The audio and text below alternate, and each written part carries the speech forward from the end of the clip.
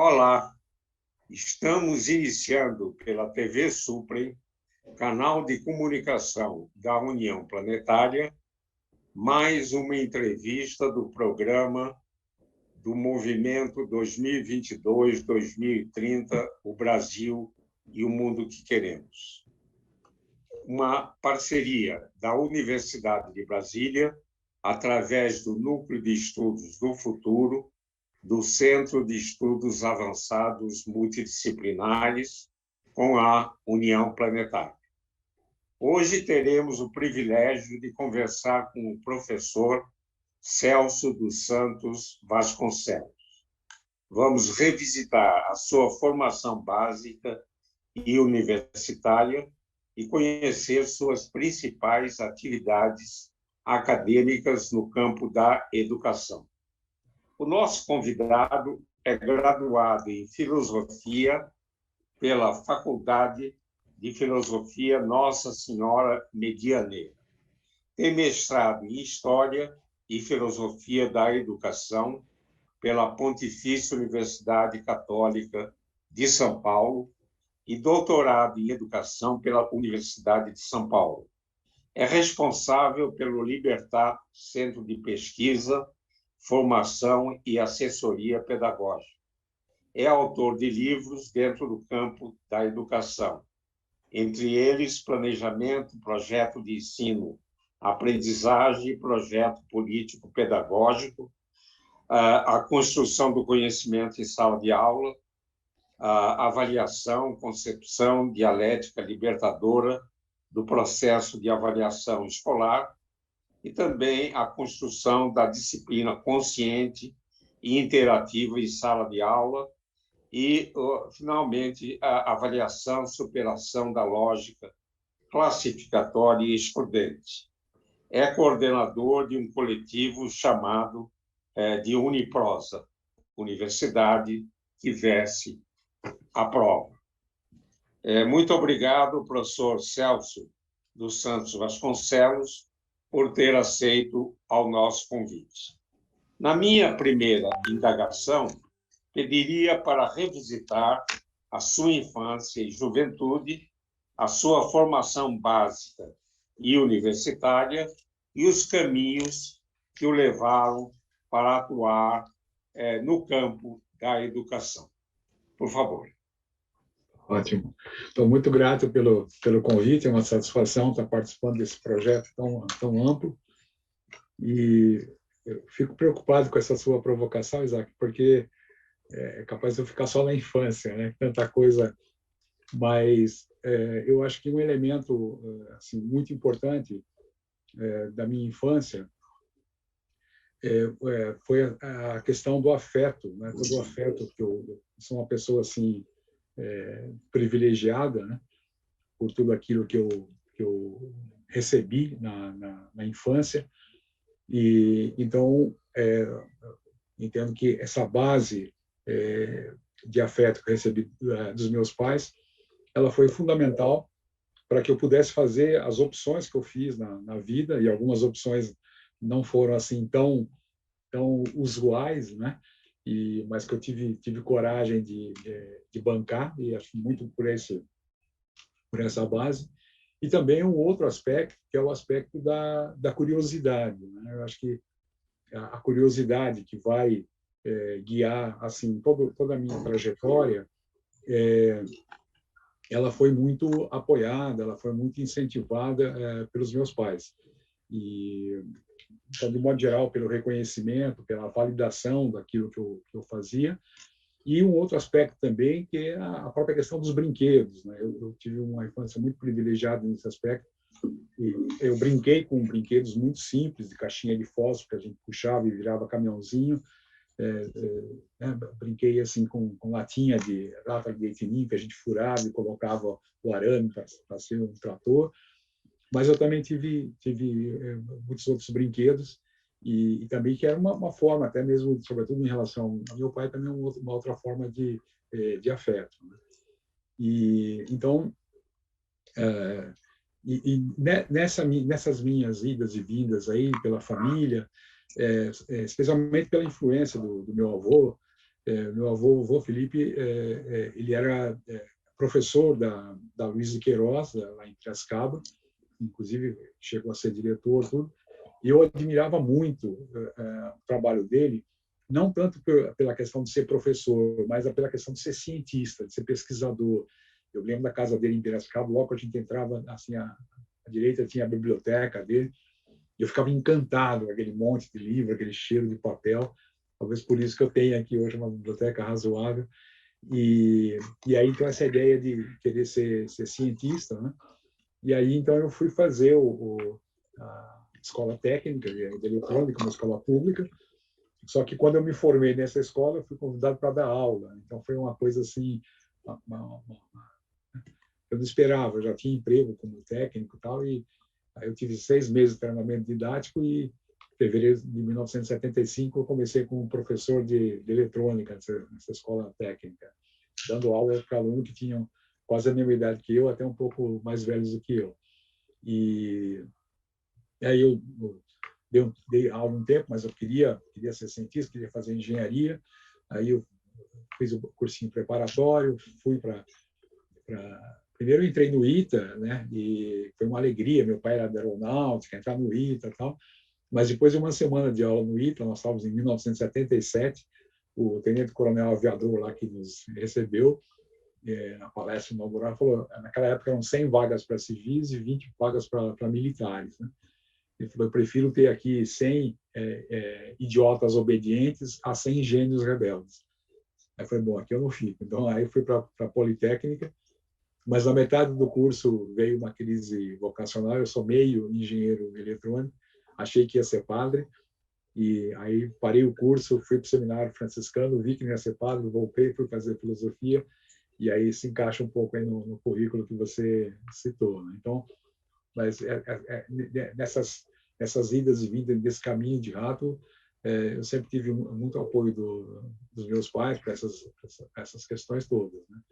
E a curiosidade também foi alguma coisa que foi me acompanhando, né, desse processo. Não sei se deu para situar um pouquinho, Isaac. Muito bom, né? Muitas vezes os descaminhos levam ao caminho certo, né? É Foi o que verdade. ocorreu com a sua trajetória. Professor Celso, poderia destacar as principais contribuições do Libertar, centro que coordena? Tá. Bem, eu acho que o Libertar, que é um centro de pesquisa, formação e assessoria pedagógica, eu acho que os elementos assim principais em termos de contribuições foram as pesquisas, né, os estudos que eu realizei, e esses estudos eles se transformaram em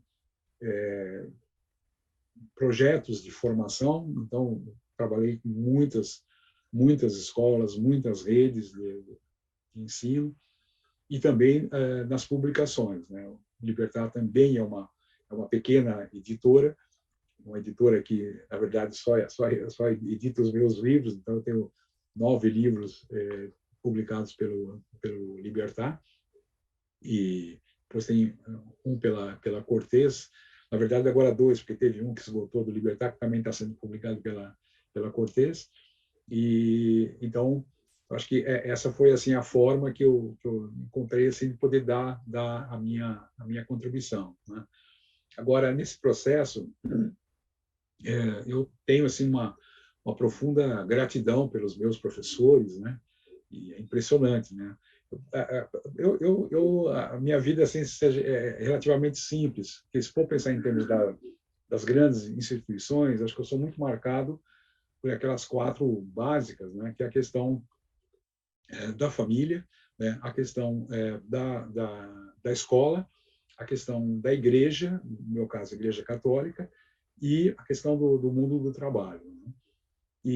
Mas nesse universo, os professores me marcaram muito. Então, por exemplo, quando eu fiz lá, na verdade, aí as coisas misturam um pouco, aí já era professor e trabalho. Quando eu fiz a escola técnica, que eu fui convidado para dar aula, o nosso curso era novo, e o nosso coordenador do curso, o professor Mário Pagliariti, ele é uma pessoa de muita visão. Então, nós tínhamos que produzir o material para as aulas, porque o curso era novo, e aí ele pedia para a gente fazer as apostilas, e quando a gente fazia a apostila, ao invés de ele pegar, corrigir e mandar imprimir, ele sentava com a gente, conversava com a gente sobre as dificuldades, aquilo que não estava claro, etc. E nos propunha, né, que devolvia, fazia a devolutiva e nós reelaborávamos, né? Então era muito interessante, porque quando eu ia dar aula com apostilas que eu mesmo tinha preparado, eu e os amigos, né? E eu percebi isso, né, a influência disso anos depois, né, na questão dos livros, porque quando eu comecei o Libertar, começou assim, eu recebendo convites, as pessoas me conheciam um pouco, fui coordenador pedagógico, diretor de escola, no Colégio Imaco, Imaculada Conceição, aqui em São Paulo, e ligado à AEC, Associação de Educação Católica, e em função disso, diretoras de escolas católicas me chamavam para falar com os professores, tá? E aí foi interessante, porque, por exemplo, ele me chamava para falar sobre avaliação. Ao invés de eu levar um texto do Cipriano Luquezzi, do querido amigo Cipriano Luquezzi, que, como você, também faz parte da nossa querida Uniprosa, ao invés de eu levar um texto de avaliação do Cipriano, eu escrevia alguma coisa, aproveitando ideias do Cipriano e de outros, tal, mas eu escrevia, né? Então, justamente foi a partir desses escritos que depois surgiram os livros. Teve um momento que eu tinha já vários textos escritos sobre avaliação. Aí, no primeiro momento, fizemos uma apostila, era um trabalho, inclusive, da família, que é aquele esquema de furar para colocar espiral, os filhos ajudavam a colocar espiral quando tinha, assim, ia para uma escola e tinha uma demanda grande de 100 apostilas e tal, e que depois viraram livros, né? E uma outra coisa que me marcou muito também, em 84 eu fui aluno especial nesse programa que depois eu fiz o mestrado lá na PUC, e até em função de uma amizade que nós desenvolvemos a partir da amizade comum com Paulo Freire. Tive a oportunidade de ser aluno do Paulo Freire e nós oferecemos para o Paulo Freire um local lá no Imaco para ele montar o Vereda, que era o Centro de Estudos em Educação Popular. E, em função disso, a gente convivia. Em função disso, eu conheci o Gadotti e aí eu fui fazer essa disciplina como aluno especial. E duas coisas me marcaram muito nesse curso, além de toda a competência do Gadotti, dos colegas, tal, na PUC de São Paulo. Duas coisas me marcaram. Dois comentários que ele fez em aula. Veja até onde vai a influência de um professor, né? Então, uma coisa que ele comentou é assim, que ele gostava muito de, nos debates que ele era convidado, ele gostava muito de guardar as perguntas que faziam para ele. Inclusive, às vezes, quando terminava o debate, os colegas deixavam as perguntas que eram para os outros, né, e deixavam em cima da mesa, e ele também recolhia. Porque ele dizia que, através das perguntas, a gente podia saber como é que os professores estavam pensando. Isso, para mim, foi uma preciosidade do ponto de vista assim, heurístico, né, do ponto de vista da produção. Eu tenho pastas e pastas com perguntas dos professores, né? Até hoje, quando tem os eventos que os professores fazem pergunta por escrito, eu guardo. Agora eles mandam por e-mail e tal, eu guardo porque então essa foi uma preciosidade assim. Então, por exemplo, para escrever um livro de avaliação, uma das coisas que eu fiz foi ouvir muitos professores e também ouvir alunos. Conversei muito com alunos, a gente pedia pequenas redações, tal. Então é um livro que nasceu muito da prática. E uma outra observação também que ele fez, o Márcio Gadotti foi aluno do Piaget lá em Genebra e ele relatou, numa das aulas, o Piaget deu uma explicação e aí arguiu um aluno e o aluno falou para ele: professor, eu entendi tudo, todo aquele formalismo lá de Genebra, eu entendi tudo, mas não sou capaz de dizer. Aí o Piaget disse que olhou bem para ele e falou: se você tiver razão, eu tenho que jogar fora 50 anos de pesquisa. Aí ele falou: não, professor, na verdade eu não entendi. E aí o Piaget saiu com essa: quem entendeu é capaz de dizer de maneira simples, ou pela negativa. Se você não é capaz de dizer de maneira simples, é porque você não entendeu suficientemente ainda. Isso, para mim, também foi um outro mote. Então, uma das coisas, assim, modéstia à parte, que os professores falam dos meus livros é que é uma linguagem muito acessível, né? porque eu escrevo para os professores. Eu lembro uma vez que nós estávamos saindo de um debate lá em Salvador, e uma professora de uma grande universidade pública, ela falou: nossa, esse debate me deu uma ideia, acho que eu vou escrever livro para professor. Como assim ele escrever livro para professor? Aí a gente percebe, muitas vezes, a lógica da academia é escrever livro para os colegas, para os pares, né? E o meu foco não, foi sempre o professor. Então, acho que um pouco essa contribuição, Isaac, que o Libertar deu e vem dando, modestamente.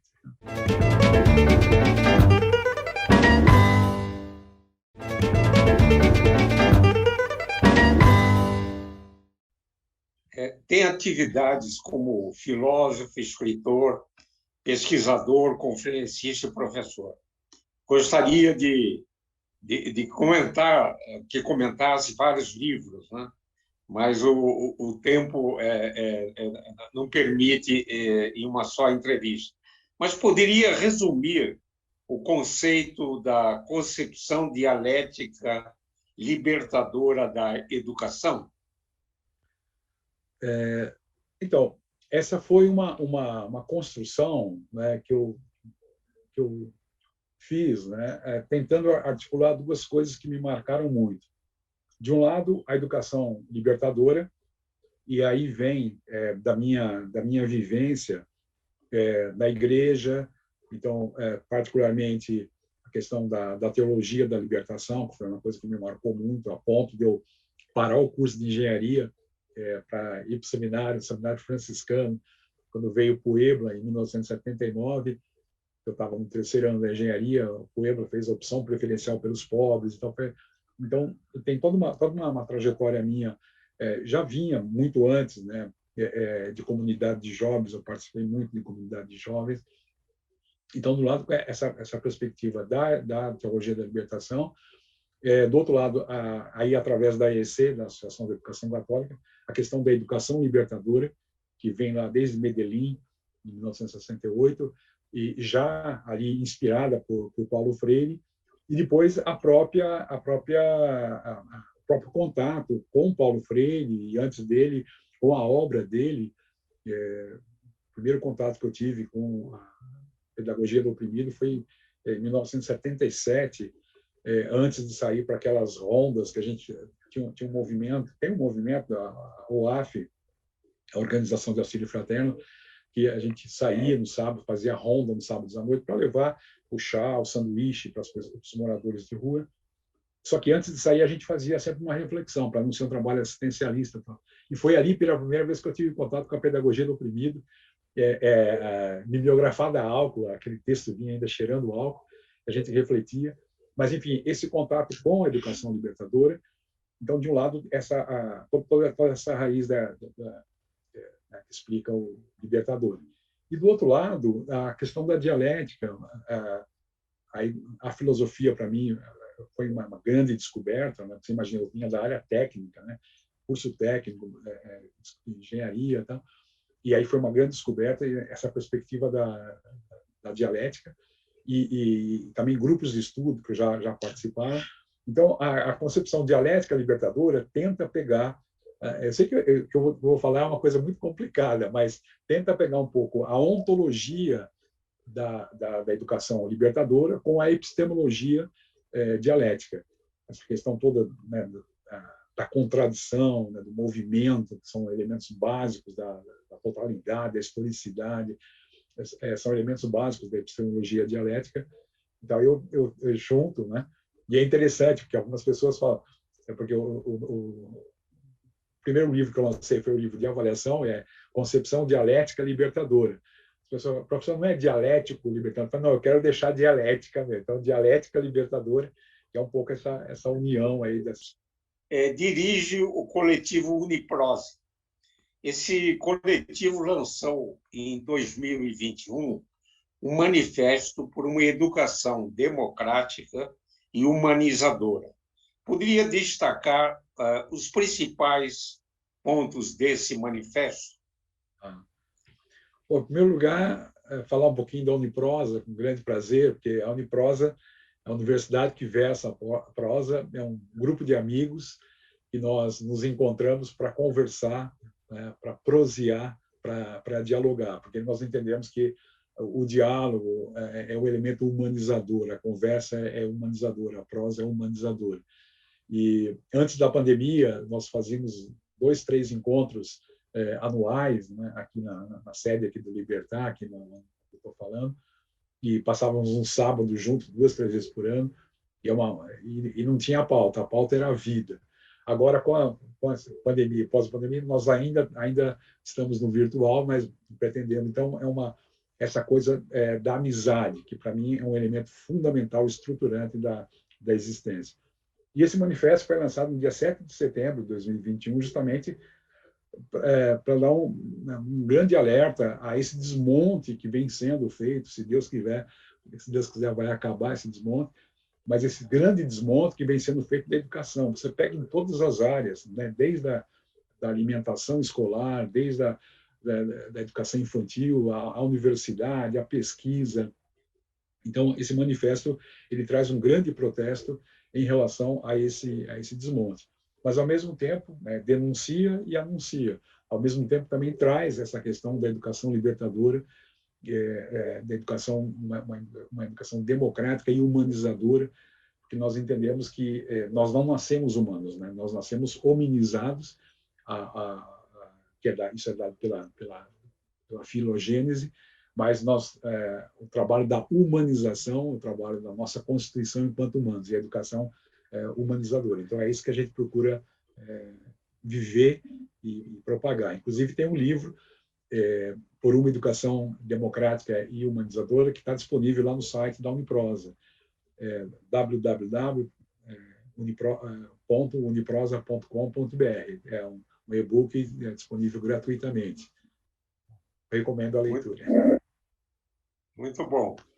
Professor Celso, o movimento 2022, 2030, o Brasil e o mundo que queremos, ele procura estimular os jovens para a construção de caminhos para termos um Brasil e um mundo melhor e mais justo. Poderia, nesse finalzinho da nossa conversa, enviar uma mensagem aos jovens que nos assistem? Puxa vida, eu acho fantástico esse movimento, essa perspectiva do futuro.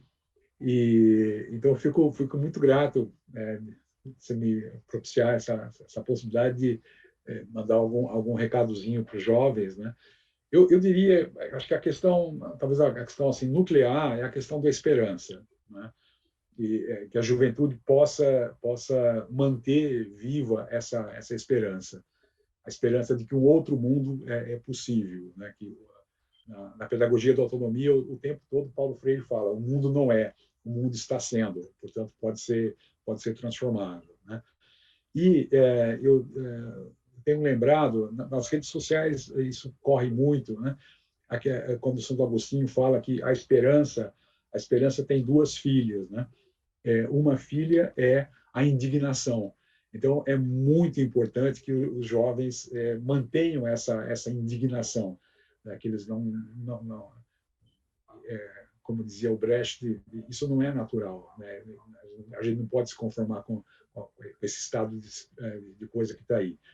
E a outra filha da esperança é a coragem, que é a capacidade de fazer. Então,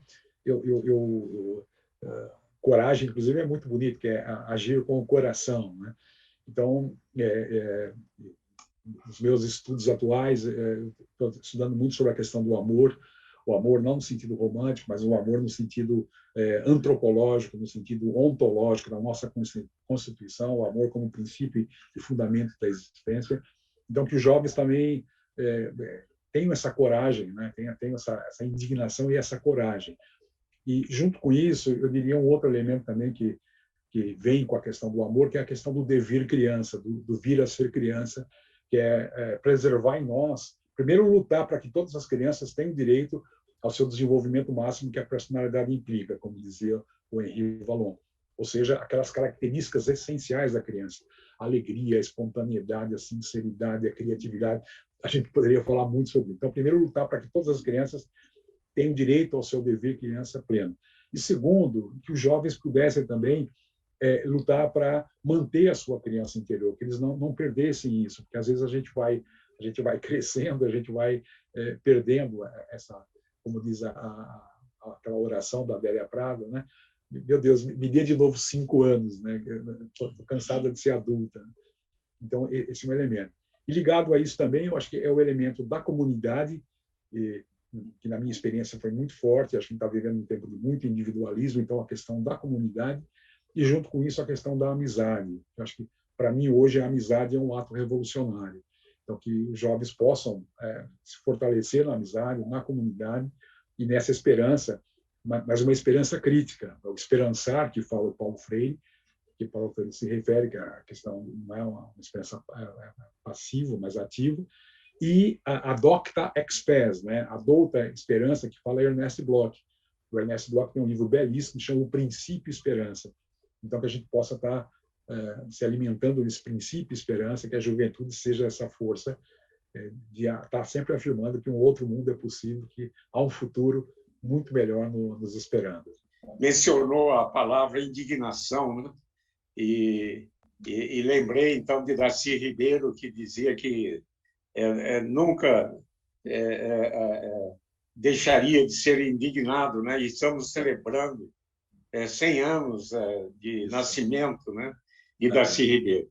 Professor Celso Vasconcelos, gostaria de agradecer imensamente por essa bela, interessante e importante conversa, e queria dizer que os nossos programas podem ser acessados no canal YouTube do canal Supre, e gostaria de agradecer imensamente a atenção de todos e todas que estiveram conosco, e voltaremos a nos encontrar em uma próxima oportunidade. Até lá!